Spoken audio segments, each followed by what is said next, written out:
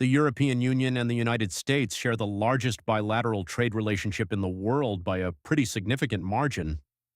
When counted collectively, the nations that make up these two economic blocs traded almost $2 trillion U.S. worth of goods and services back and forth between one another, beating out what most people think of first when they think of U.S. trade relations, which is China.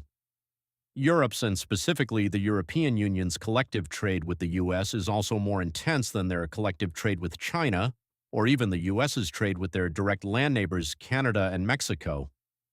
What's more is that this trade relationship is surprisingly balanced. When the full picture is considered, they are each sending out roughly the same as they're getting back from across the Atlantic, which should make this relationship a bit more of a win-win. Now, maybe this is obvious. If they count it as a whole, these two economies are the largest in the world. And beyond just the numbers alone, even if they might not like to admit it, they share a similar culture and business, law, and life, which makes this trade a lot easier.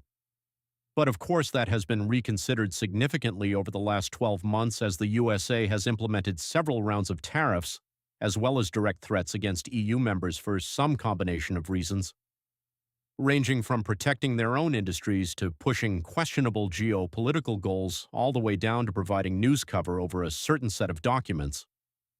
Regardless of what the true motivation behind these tariffs and heated rhetoric is, economists have overwhelmingly pointed out the risk they pose to the American economy.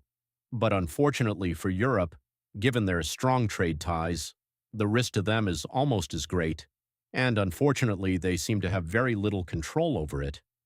This has logically led to the countries that make up this group reconsidering just how dependent they are on this increasingly erratic power and how dependent they really want to be in the future, so it's worth exploring just how capable they are of severing this connection and, if and when they need to, what sacrifices would need to be made to do it.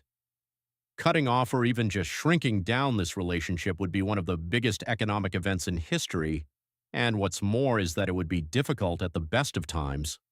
But unfortunately for Europe, it hasn't exactly been having the best of times to begin with.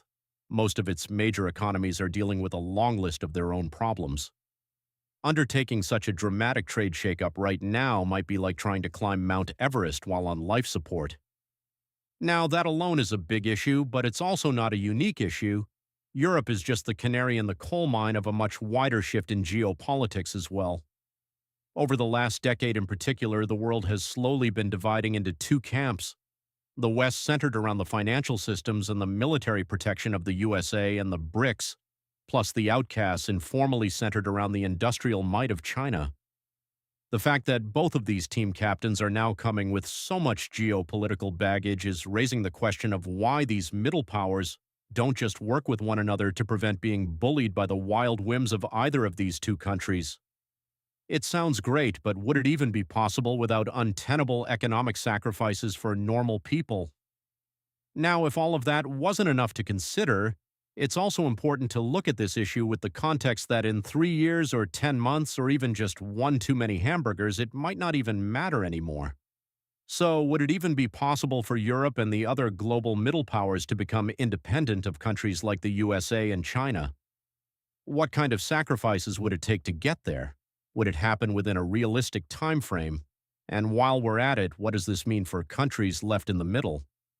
Not looking at anybody specifically, but I am looking specifically at the UK.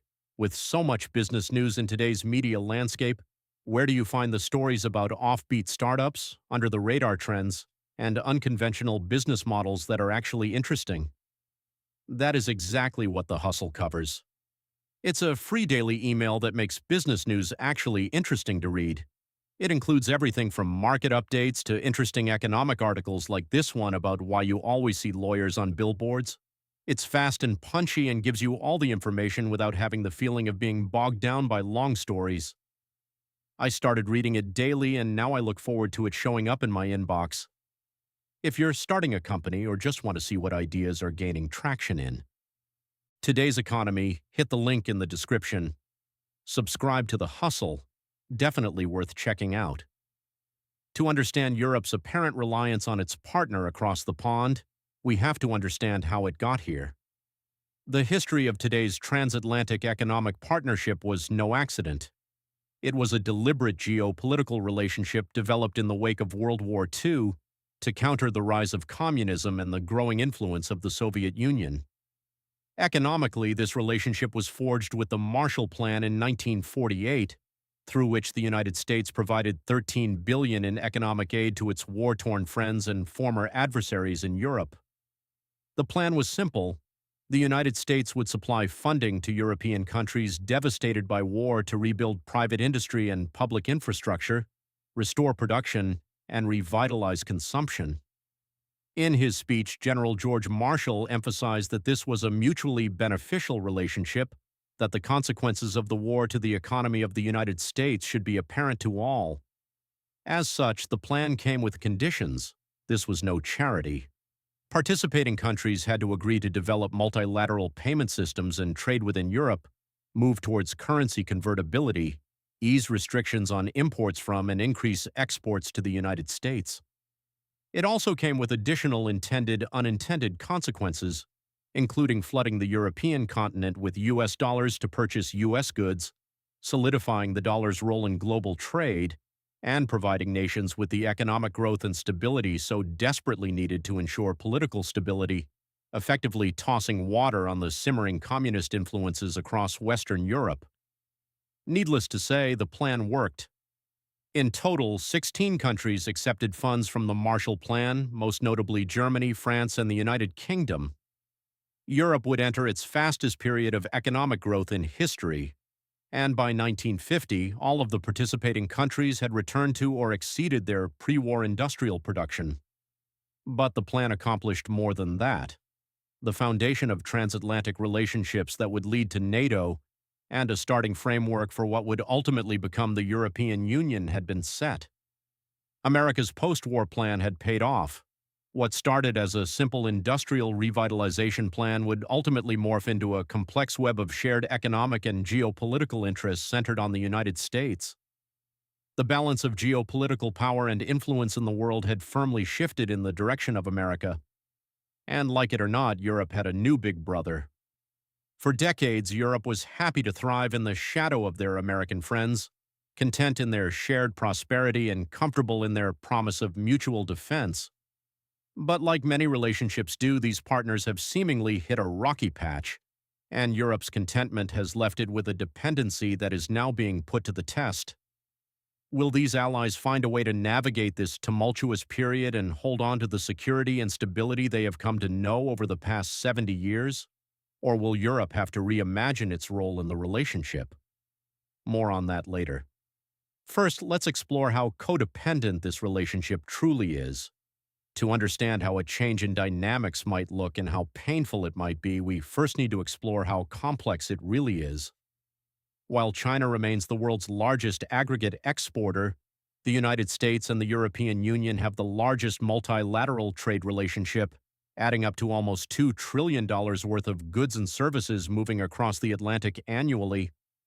For context, the European Union exports over 545 billion U.S. goods to the United States, more than doubling their total exports to China, and they are on the receiving end of 365 billion U.S. dollars in goods from the United States, second only to imports from China.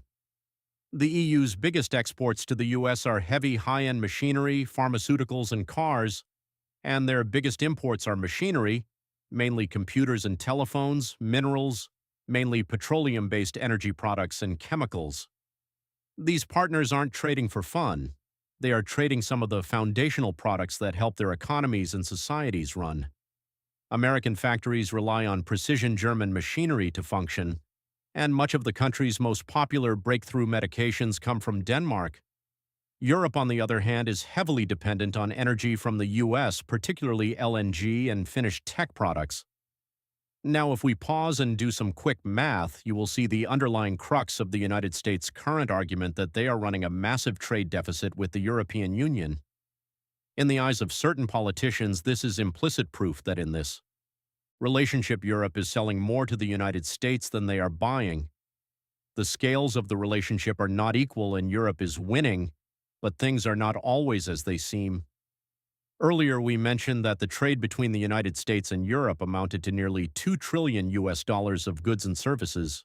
But the trade deficit headlines you see seem only to point to the value of physical goods trading between the continents, those products traveling across the Atlantic in tightly packed container ships. In this instance, politicians are not wrong. A deficit certainly exists. But what is conveniently missing is services. Unsurprisingly, the United States is one of the world's largest providers of services. It is home to Silicon Valley and the largest tech companies in the world, Alphabet, Microsoft, and Meta, as well as Wall Street and the finance titans of JP Morgan, Goldman Sachs, and the New York Stock Exchange. When you factor in this trade of services or non-physical products, technological and software licensing fees, intellectual property, digital advertising, and financial services, the math changes quite dramatically. While the headline trade deficit of goods may look scary, when it comes to services, the dynamic is flipped. The EU has a services trade deficit of over 100 billion US dollars from the United States. Viewed holistically, the trade numbers are relatively balanced and become a lot more palatable. Sounds like a win-win. Europe provides the high-end machinery, and in return, the US provides the high-end tech and financial services. Ideally, this is how globalization is supposed to work. Countries lean into their comparative advantage, specializing in the particular goods and services they are best at and trading them for products and services other countries are best at. However, the dynamic has shifted. Co-exposed the supply chain vulnerabilities of many countries and geopolitical tensions are rising. The world once focused on globalization is becoming more insular and is focusing on building and protecting domestic industries. For politicians eager to push this particular agenda, it's no wonder the trade conversation remains focused on goods. After all, they are tangible and it is easy to understand, but more importantly, it fits the narrative, and one could argue that services can be replicated and replaced even more so today than ever before with the technological progress of AI. But you can't exactly vibe code away your reliance on liquefied natural gas, hence why the US feels it has the upper hand. So far, we've only touched on the actual goods and services flowing between the two trading partners. What accompanies that trade, however, is investment, commonly referred to as foreign direct investment flows. The European Union-United States investment relationship is the largest in the world and accounts for nearly two-thirds of all foreign investment in the U.S. Nowadays, the global economic system is truly global. The European companies that sell to America aren't just transporting goods across the Atlantic. They are investing real dollars into building factories and business hubs on the continent. Over 3 million U.S. jobs are directly supported by EU investment, and the relationship goes both ways. Europe remains the favored destination for U.S. investment flows despite the narrative that money is flowing to low-cost countries such as Brazil, India, and China. In total, Europe accounts for two-thirds of all U.S. foreign investment over the last decade. This is more than a trade relationship. The EU and U.S. commerce relationship includes cross-border investments, international jobs, mixed markets, and shared consumers. And of course, there is the financial system that makes all of this possible. SWIFT, formerly known as the Society for Worldwide Interbank Financial Telecommunication. SWIFT is the global infrastructure that provides secure, standardized communication between the world's financial institutions, effectively facilitating the send and receive instructions for cross-border payments. As you might imagine, SWIFT is essentially the financial nervous system of the globalized economy that we are. While based in Brussels, the keys to SWIFT are held firmly by the U.S. because of the primacy of the U.S. dollar as the world's reserve currency. Since the majority of global trade is denominated in U.S. dollars, almost every international transaction eventually interacts with the U.S. financial system. A vast majority of SWIFT transactions are cleared through U.S. banks. This gives the U.S. extreme influence over the financial system of the world. If the U.S. decides to sanction a bank, company, or country, it comes with the implicit threat that any entity doing business with said company or country will be cut off. As such, SWIFT essentially becomes a de facto accomplice, cutting off system access for the sanctioned entity to avoid losing access to the dollar market themselves.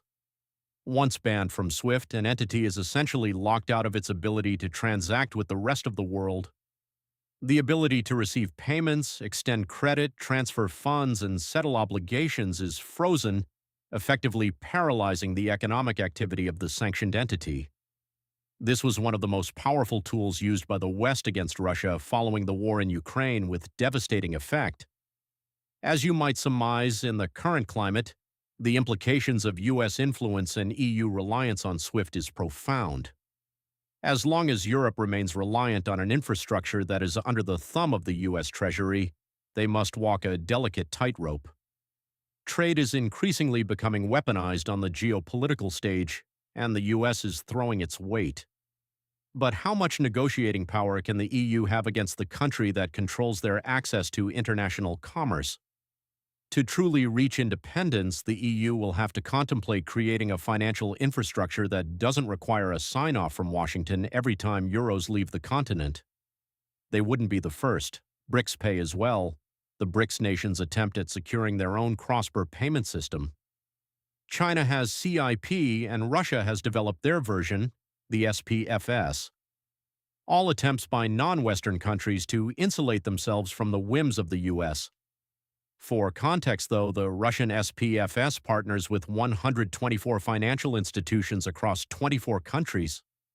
SWIFT connects more than 11,000 banks worldwide, and the coordination of intercontinental exchanges is not an easy lift. Developing a European version of SWIFT is no simple task. It's an ambitious goal, but it also risks catching the eye of the U.S., making an already tentative situation worse. Who knows, maybe advances in crypto and blockchain will eventually open alternative avenues for international commerce that water down the world's reliance on SWIFT, including Europe's. Only time will tell. For now, it remains a proverbial ace up the American sleeve. More aware now than ever before of their dependence on the U.S. and their seeming lack of bargaining chips, the EU hasn't been sitting idly by. They have spent the last year attempting to diversify. In January, the EU and the major economies of Latin America signed the EU Mercosur agreement, paving the way for free trade between the 27 member states of the EU, Argentina, Brazil, Paraguay, and Uruguay.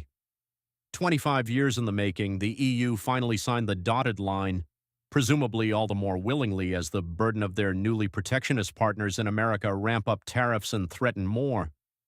The agreement creates a new open trading zone among two of the largest trading blocs in the world, encompassing more than 700 million people and valued at over 111 billion euros. Notably excluded are America and China, and Europe isn't the only middle power trying to find their way in this new world. Across the Pacific, plus the UK, exists the Comprehensive and Progressive Agreement for Trans-Pacific Partnerships, or CPTPP, a 12-nation free trading bloc that includes Japan, Australia, Canada, and the UK. Together, these nations represent the world's fourth largest free trading zone that includes 14.4% of global GDP and 7.7% of the world's population.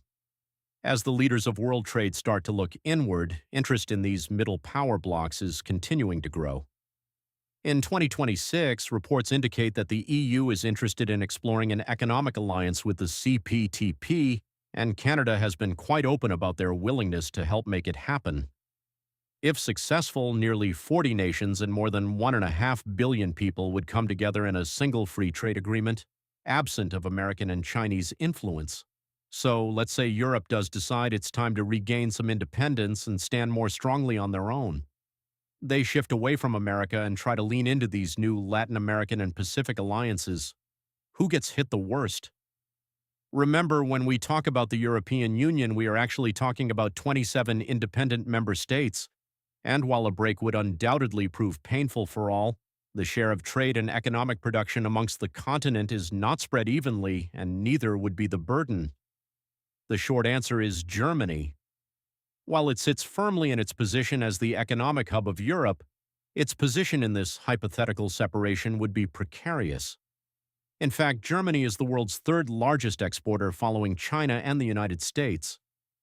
This is not unique to its relationship with the U.S. The German economy is highly dependent on exports, with nearly 50% of its manufactured goods being sent abroad.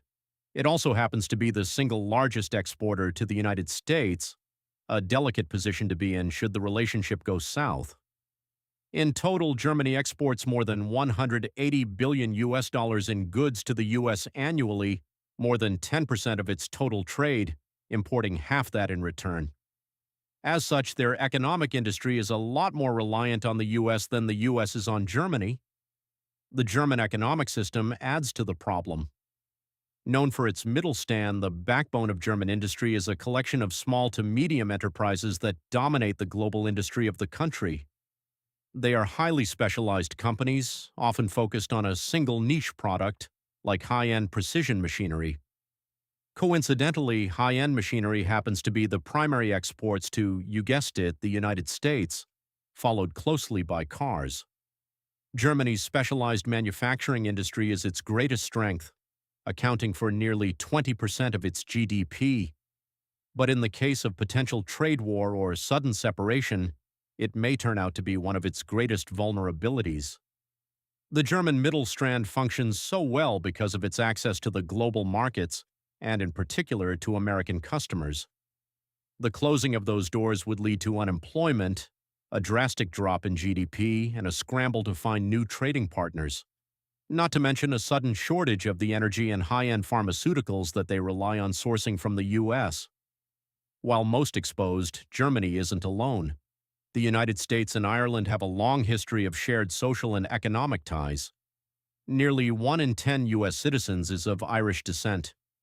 In fact, the city of Boston, Massachusetts is recognized as the most Irish city in the world outside of Ireland. But the relationship between the countries doesn't end at their shared heritage. The two nations have a long history of strong economic partnership. The United States is Ireland's largest trading partner by a wide margin, accounting for nearly 1/3 of all Irish exports. Taking services into account, nearly 40% of Irish imports come from America. Because of its pro-business policies, low corporate tax rate, English-speaking workforce, and access to the European Union, Ireland has become America's economic foothold on the continent. As such, much of America's pharmaceutical and tech industries begin their European escapades in the Irish Isles. Because of this unique dynamic, the U.S. is the largest source of foreign investment in Ireland and a prime driver of its economy. But Ireland is no slouch in the relationship and is itself the 5th largest source of foreign investment in the United States. 781 Irish companies have operations in the U.S. and employ more than 200,000 Americans across all 50 states. For America's investment, nearly 1,000 U.S. companies have operations in Ireland, directly employing 245,000 people and indirectly employing another 169,000. While the number of companies and employees each nation supports in each other's respective economies is relatively equal, the economic impact is not.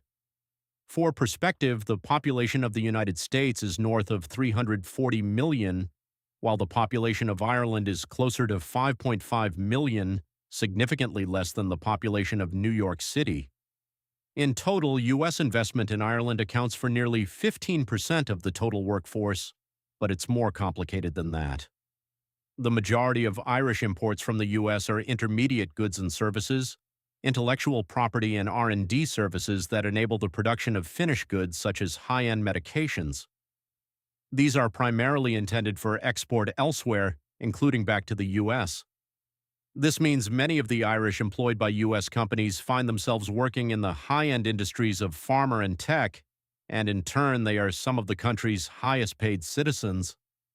While Ireland's economy and exports look strong on paper, much of it is essentially a pass-through for American multinational enterprises, masking the country's true reliance on its relationship with the U.S. While precarious in the scenario we are exploring, Ireland does reap rewards for its role in jobs, higher wages, and as a result, a higher tax base from the employees, but more importantly from the corporations. Every year, a significant portion of U.S. company profits are recorded in Ireland, accounting for a large and growing portion of Irish corporate tax receipts. While beneficial in the current arrangement, reliance on U.S. multinational corporations to fund fiscal obligations poses a real challenge for the country should relationship dynamics fray. A breakup with the U.S. would mean a large spike in unemployment and a sudden drastic swing from the budgetary surplus to deficit. The economy of Ireland would need to structurally change in order to rebound. No easy task, and it doesn't end there either. While Germany and Ireland are two prominent examples, the effects of a breakup or trade war with the United States would ripple throughout the continent. The problem is, right now, Europe needs the U.S. more than the U.S. needs Europe. The U.S. accounts for more than a quarter of the EU's gas imports, a problem heightened by the ban on Russian imports. But Europe is learning the hard way that trading reliance on one country for another comes with a cost, and the U.S. remains the largest advanced consumer market in the world. This is the core of the current U.S. administration's argument. If you want access to our customers, you need to pay a fee. Who actually pays that fee is still up for debate. But back to the point, under the current administration, the U.S. is already aggressively trying to bring industrial manufacturing back home. Companies are being pushed to invest domestically through a combination of tax incentives and mounting political pressure. And while the U.S. relies on Europe for specialized machinery, and U.S. corporations enjoy tax loopholes of countries like Ireland, these aren't make-or-break issues for the United States. America has the means to invest in and build a specialized manufacturing sector, and U.S. companies can always operate from home, albeit at a higher tax rate. Europe, on the other hand, doesn't have that same luxury. Their high-end industries rely on the American customers, and there are few other markets to turn to sell their goods. India is largely focused on low-end production. China is similar and is a competitor that has its own geopolitical baggage that comes with it. And Russia is effectively off-limits. There simply isn't a high demand for advanced machinery and high-end pharmaceutical development in the rest of the developing world. Also, Europe isn't just buying stuff from America. The relationship has led to increased efficiency for all as countries are able to leverage trade, shared technology, and labor to reach economies of scale and specialization that they otherwise could not. But the problem for Europe is that much of the modern world's tech innovations are born in the United States. A clean cut would mean rebuilding the American tech stack from scratch at a time when many EU countries are running into debt and deficit problems, among other things. So all in all, it's pretty clear that a voluntary clean cut is not probable, if not impossible, unless economic catastrophe is what you had in mind. A more realistic transition would be a slow, still painful process and would lead to bouts of higher prices, lower productivity, and a major step backwards on the technological front. What is also clear, at least to European leaders, is that they do need to decrease their dependence on America and move towards a more self-reliant stance in the world, a de-risking of sorts, and that the transition needs to start now. And it is. In January, President von der Leyen of the European Commission delivered a special address at the World Economic Forum in Davos. In it, she made her clear case for a new Europe, calling the seismic change we are going through today an opportunity, in fact, a necessity to build a new form of European independence. She spoke of her vision to reposition Europe's role in the world as a global diversified trading partner and initiatives to make the EU less bureaucratic and more business-friendly. She's not alone. European leaders are becoming increasingly self-aware of their vulnerabilities, and comfort in the status quo is no longer a luxury. For over 80 years, Europe has enjoyed their implicit promise of protection from the United States and its massive military budget. Another point of contention for the current U.S. administration that claims Europe has been catching a free ride off of U.S. defense spending. On this point, Trump has been successful. For the first time in years, Europe has begun a massive remilitarization effort, partially due to pressure from the United States and partially as a response to renewed Russian aggression. The problem is that reaching NATO's defense spending targets is a heavy lift for many of the stagnating and deficit-fueled economies of Europe. Balancing current budgets and stimulating economic growth is already proving hard enough as is. On one hand, there is something to be said for charging up the industrial base with domestic defense spending, particularly when you are trying to fuel job growth in high-tech industries at home. The problem is military spending as stimulus is highly inefficient. It is spent money that provides no downstream economic benefit. It doesn't help the economy actually grow beyond the single products produced, particularly problematic for countries that are being pressed to maximize every available euro. On the other hand, it's not really up for debate. The United States is downplaying the importance of NATO and is suddenly saber-rattling over annexing Greenland with threats of trade war and force. While war is highly improbable, what could Europe actually do? A hot or even cold war over Greenland would be disastrous. Europe could lose access to swift and international commerce, military protection, and $2 trillion of trade all at once. If it wasn't clear before, it is now. Power politics are back on the table, and some in Europe are not content with remaining powerless. French President Macron made that quite clear in recent speeches, telling the Munich Security Council that Europe has to learn to become a geopolitical power, and chose to recently re-emphasize his point with words and visuals as he delivered a powerful speech announcing a new era of France's role in Europe as the only nuclear power in the EU and as the primary provider of nuclear deterrence. France plans to increase the country's nuclear arsenal for the first time in modern history and to deploy nuclear weapons in allied countries across the continent. With a Triumphant-class ballistic missile submarine as his backdrop, Macron stated boldly that to be free, we have to be feared. He is not alone with his sentiment being echoed by other leaders, and Europe's transitional efforts are growing beyond its military. Von der Leyen has called for a stronger single EU market. Governments are pushing their public officials off of American communication platforms, working to diversify their energy suppliers, invest in European-based AI initiatives, and develop non-US-based payment processing platforms. The slow shift has officially started. Times have changed, and Europe is deliberately choosing to strengthen itself as a bloc to establish power and to claim its seat at the table. They are refusing to be reclassed as a middle power in this shifting world order. After all, they have had a front-row seat to watch what it means when that happens. Their once-upon-a-time partner, the UK, left the European Union focused on a newfound ability to negotiate its own trade deals in 2020, right as the world began to turn more insular. Talk about timing.